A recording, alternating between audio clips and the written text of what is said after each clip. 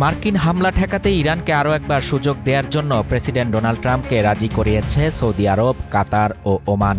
এই তথ্যটি সত্য নয় বলে জানিয়েছেন খোদ ট্রাম্পই। শুক্রবার সামাজিক মাধ্যম ট্রুথ সোশ্যালে ট্রাম্প জানান, উপসাগরীয় কোনো দেশ বা ইসরায়েল তাকে হামলা থেকে বিরত রেখেছে এমন মন্তব্য সঠিক নয়, বরং ইরানের পদক্ষেপই তাকে সিদ্ধান্ত বদলাতে প্রভাবিত করেছে।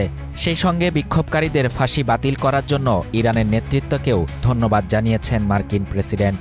পোস্টে তিনি লিখেন, ইরানের নেতৃত্ব যে নির্ধারিত সব ফাঁসি বাতিল করেছে এই বিষয়টিকে আমি অত্যন্ত সম্মান করি, ধন্যবাদ।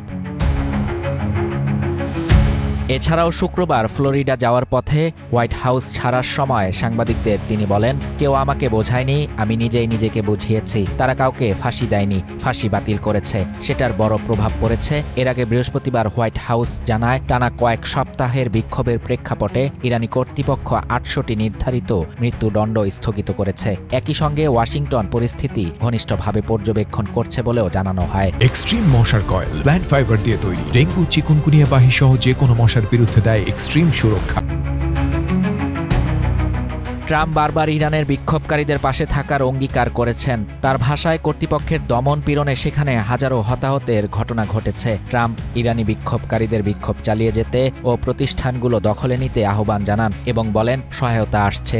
একই সঙ্গে তিনি সতর্ক করে দেন, বিক্ষোভকারীদের ফাঁসি কার্যকর হলে তেহরানকে খুব কঠোর পদক্ষেপের মুখে পড়তে হবে।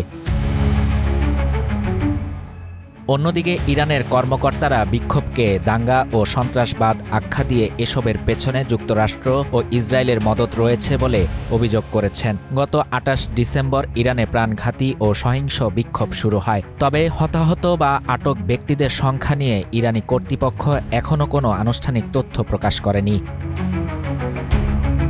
শাহরিয়ার শাফাত, বাংলা নিউজ 24।